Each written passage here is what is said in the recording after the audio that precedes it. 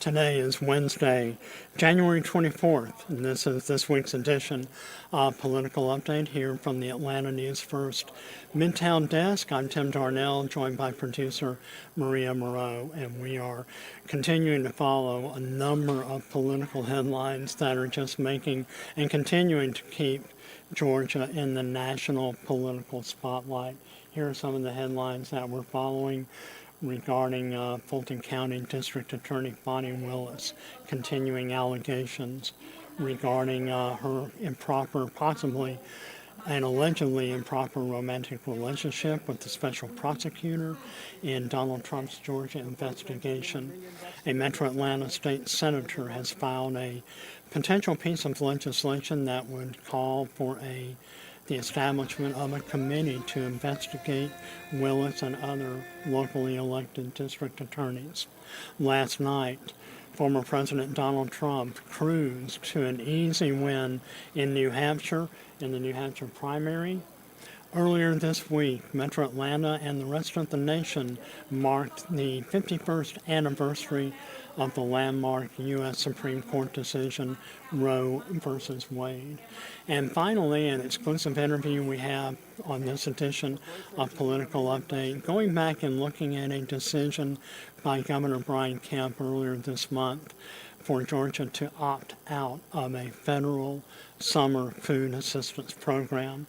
But going back to some of the headlines dominating the Atlanta political scene and Georgia, earlier this week, a Metro Atlanta state senator called for the creation of a special legislative committee that would investigate Fulton County District Attorney Fani Willis.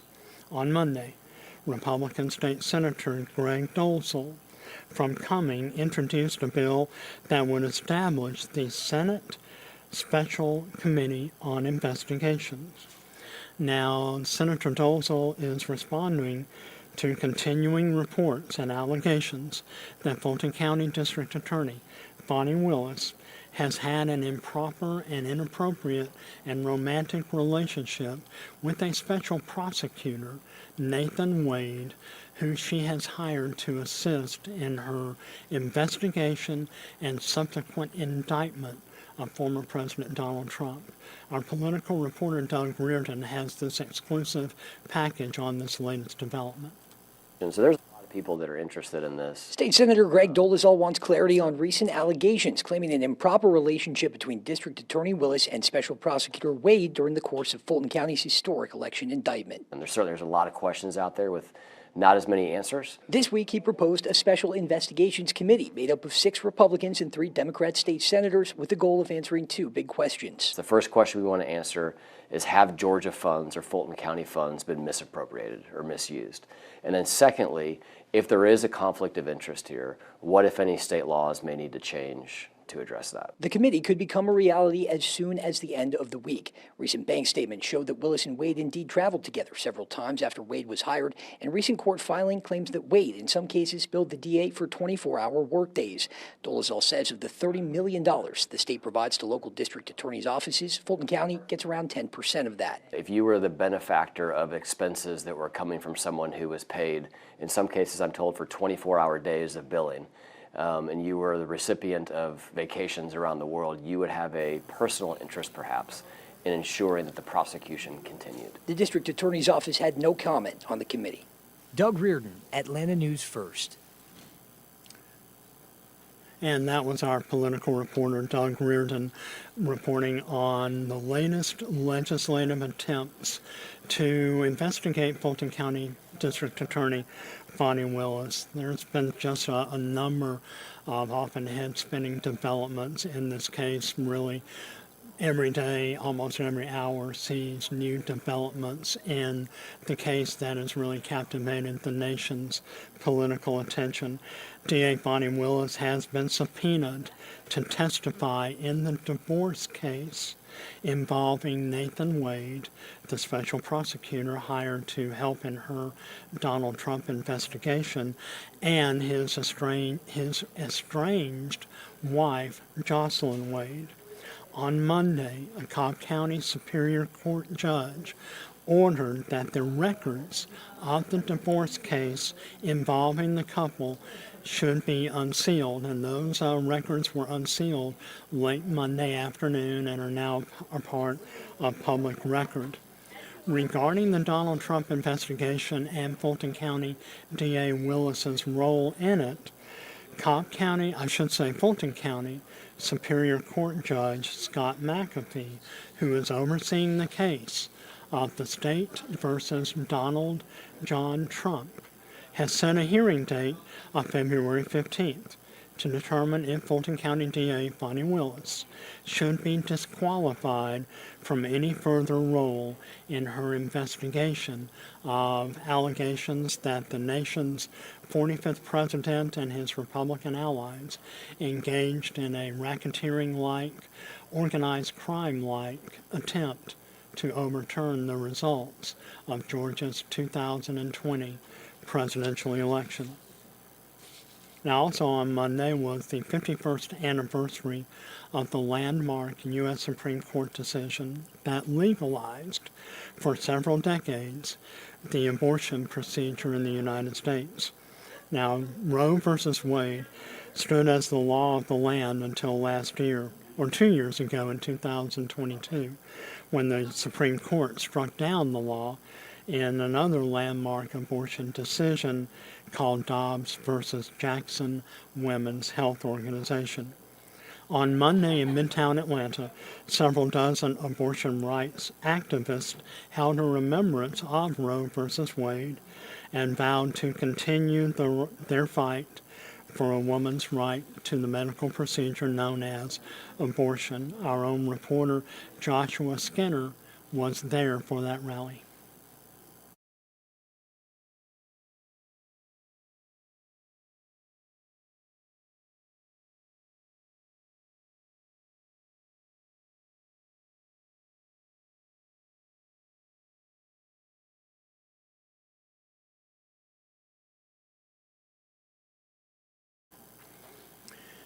Another political headline that we are following last night: former President Donald Trump, the nation's 45th chief executive, cruised to an easy win in the New Hampshire primary over his last real true Republican opponent in the Republican presidential primary, former South Carolina governor and former UN ambassador Nikki Haley. Now, Donald Trump last week had another easy victory in the first-in-the-nation Iowa caucuses. Last night was the first-in-the-nation presidential primary in New Hampshire, where he handily defeated Nikki Haley. Now, earlier this morning on Wednesday, the Georgia Republican Party and members of the Republican National Committee called on former South Carolina Governor Nikki Haley to withdraw from the race. This prompted a rebuke from Georgia Governor Brian Kemp. And before we talk any more about that, here's a package on Donald Trump's New Hampshire primary win last night. With New Hampshire, former President Trump has sewn up back-to-back victories in the first two contests for the Republican presidential nomination. We have to do what's good for our party. While addressing his supporters, he repeatedly attacked the last remaining GOP challenger, his former ambassador to the UN, Nikki Haley. She had a very bad night. CBS News exit polls showed Trump's success in New Hampshire was fueled by the strength of his base, with 80% of Trump voters describing their support as strong. This is important because it tells you the story that the Republican Party, defined by people who consider themselves as, in an identity way, are still so much behind him. Haley captured the anti-Trump vote in New Hampshire and independents. She's vowing to stay in the race. New Hampshire is first in the nation. It is not the last in the nation. She's planning to rally in her home state of South Carolina ahead of next month's primary there. But even her home state isn't a lock. Republican Senator Tim Scott, whom she appointed, explained on CBS Mornings why he's backing Trump. I'm not campaigning against Nikki. I'm campaigning for the future of America. I'm campaigning for kids today stuck in poverty like I was when I was a kid. President Biden, who held a campaign rally in Virginia Tuesday, won the Democratic primary in New Hampshire even though he wasn't on the ballot. His supporters mounted a successful write-in campaign. Natalie Brand, CBS News, Washington.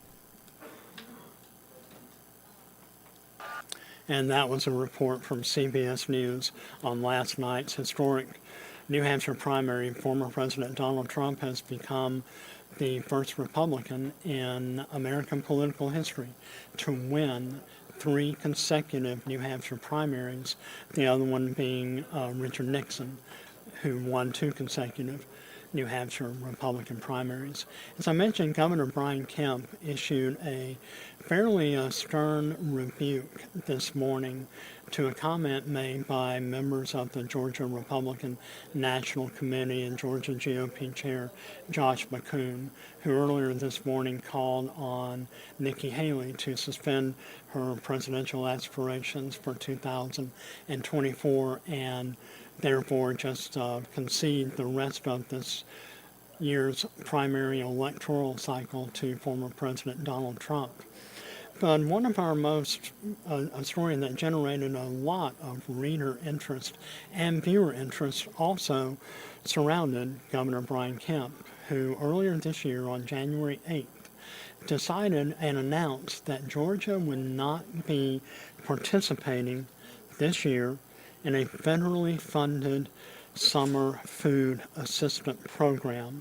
This program is designed to provide no-cost meals to children and teens, predominantly in low-income communities throughout Georgia. Governor Kemp instead said that the state would simply continue to rely on its own Georgia-administered summer food assistance program. I had a conversation with Kelsey Silvio. She is a senior policy analyst for an organization called Voices for Georgia's Children. She expressed disappointment in Governor Kemp's decision, but is still hopeful that perhaps in 2025 and beyond, Georgia will again participate in this federally funded program. Here's that interview.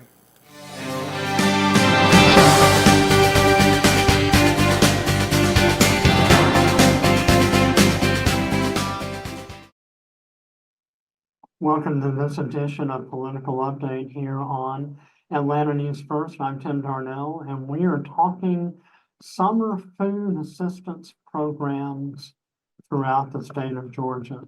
Now, earlier this month, Georgia Governor Brian Kemp announced that Georgia would not be participating in a federal government program called the Summer Food Service Program, and an affiliate offshoot of that, the Summer Electronic Benefit Transfer, or EBT, for children. Now, this is a federally funded program that is administered by the state, and state operators are reimbursed for no-cost meals and snacks to children and teens in low-income communities throughout the nation. Now, as I said, these snacks and meals served during the summer, presumably during the summer months when kids are out of school and don't have access to school lunches and breakfast. These are served at sites in low-income communities. Now, Governor Kemp's office noted that instead of participating in this federal program, that the state of Georgia would continue to administer its own program, which it calls Seamless Summer. Now, a spokesperson for Governor Kemp said that Georgia's program more adequately addresses the needs and nutritional aspects of Georgia's children in low-income communities.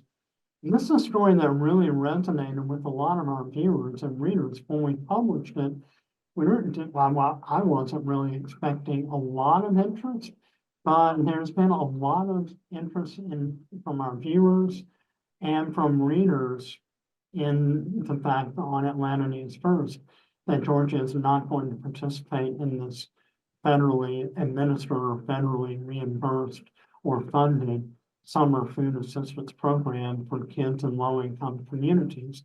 And I'm joined today by Kelsey Sylvia. Now, she is a senior policy analyst at Voices for Georgia's Children.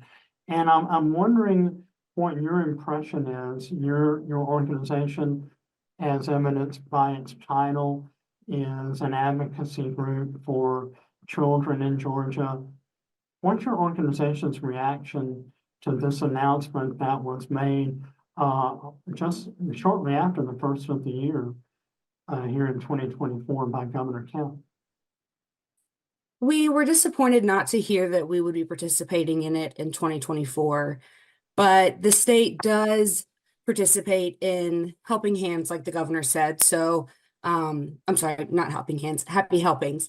And that is a summer food program where they provide the meals and snacks and things like that at summer sites. So the governor's decision not to participate in the additional funds for $40+ or $40 a month for each child over the summer months was disappointing, because that could really be a supplement for a child in those summer months when we know that hunger is higher. And we know that a lot of those children who are participating during the school year in the school lunch program are not always getting a consistent nutritious meal during the summer. So it was hard to hear, but we're excited, hopefully, for the potential in 2025. And we do know that a lot of community partners across the state are working hard to feed children through Happy Helpings and a bunch of other summer feeding programs. Now tell us how this federally funded program would work. We were trying to, explain it clearly and concisely to our audience, but there's a lot of terms like electronic benefits transfer that a lot of folks, including myself, are not familiar with. Tell us how the whole federal program would work. If your audience is familiar with the pandemic EBT program, it's similar to that. So the students who were eligible would get a certain amount of funding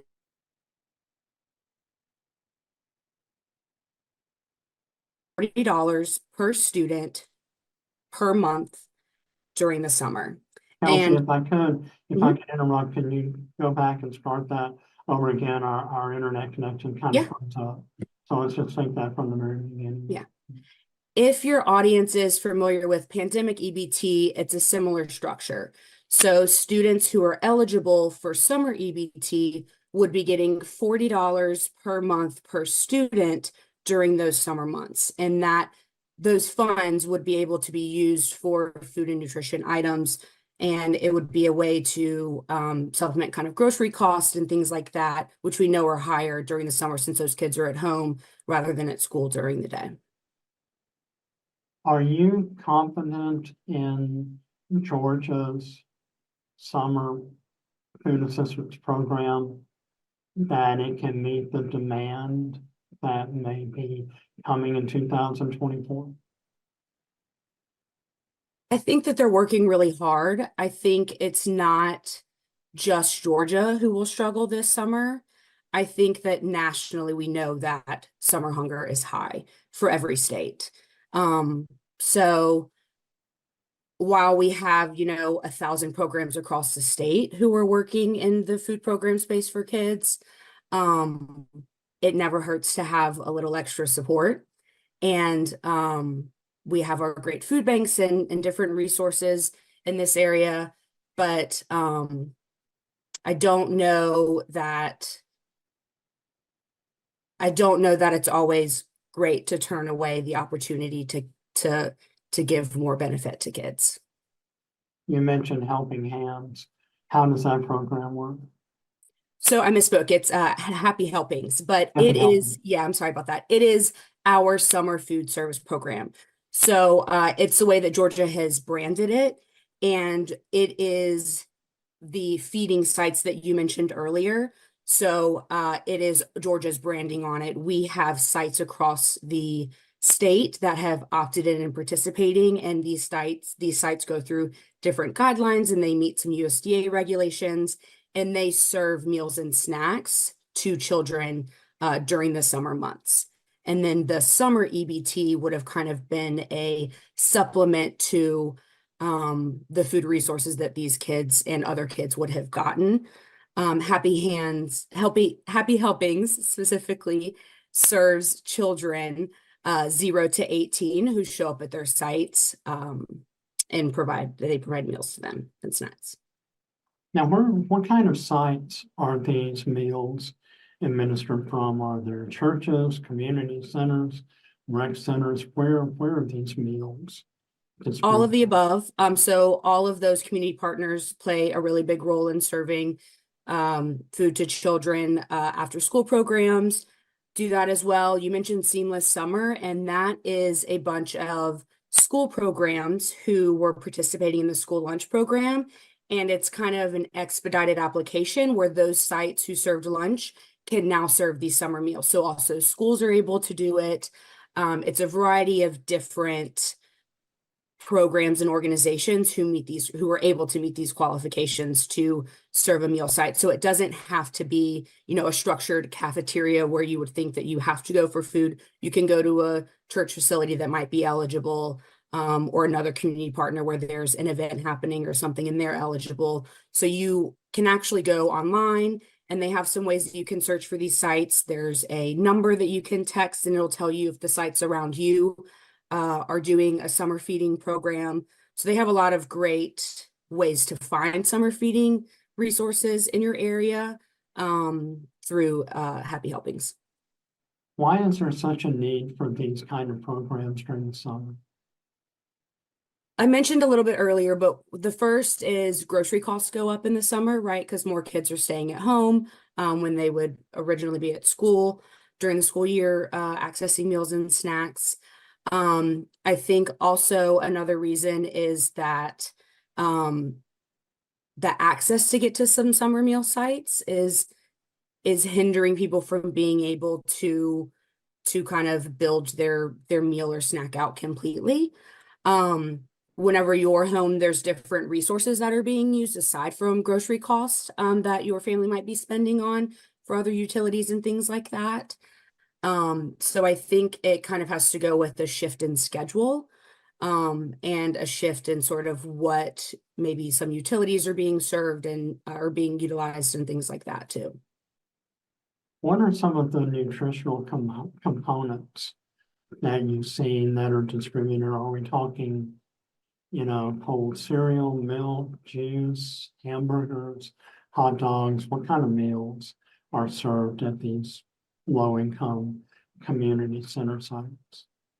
So the summer feeding sites follow a strict guideline. They follow the USDA's dietary guidelines. So they have a certain regulation they have to follow, 4 types of drinks to serve. So how much milk, what type of milk to certain age groups, depending on their growth and development, what their protein looks like, what their vegetable intake looks like, the salt included in the food, the sugar included in the food, things like that. They follow a structure, and their meals and things like that go through an approval and reimbursement process. So they're very monitored for the reimbursement to be approved. So we're not talking container chips and junk food and candy or things like that. We're talking very nutritionally solid items. Am I correct? Yes, the meals provided follow the guidelines. For summer EBT and some other food benefits, that is an opportunity for the families to kind of have autonomy in foods that they buy for their household. So there's a variety of ways that households can kind of meet their food needs depending on what resource they're using. You mentioned that you're hopeful for 2025.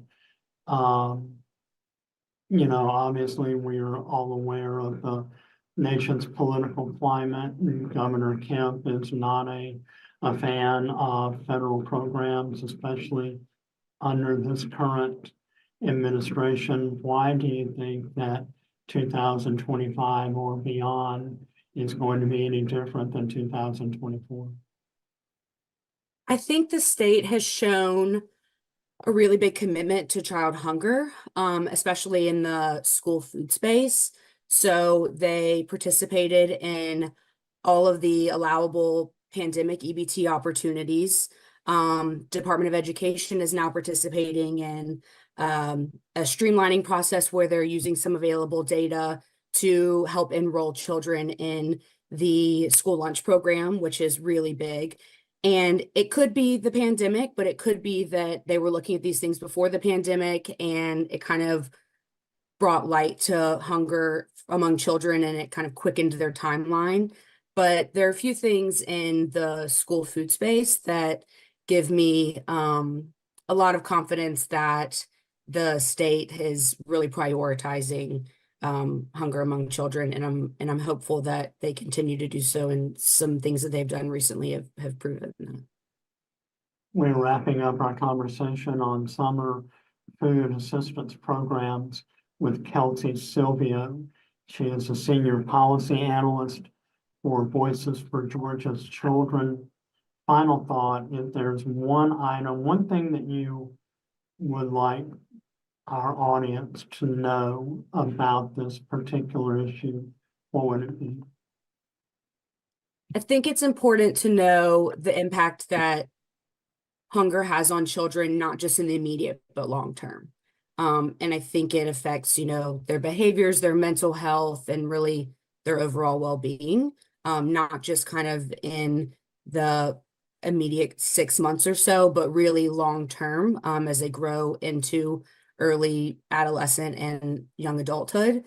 And that's something that we're working really hard to support those children and families in. It's an issue we will continue to follow here at Atlanta News First. Thanks to Kelsey Silvio, Senior Policy Analyst for Voices for Georgia's Children. Did I get that correct? Yes, I did. Voices for Georgia's Children. Thanks all of you for watching and listening to this edition of Political Update here on Atlanta News First and AtlantaNewsFirst.com.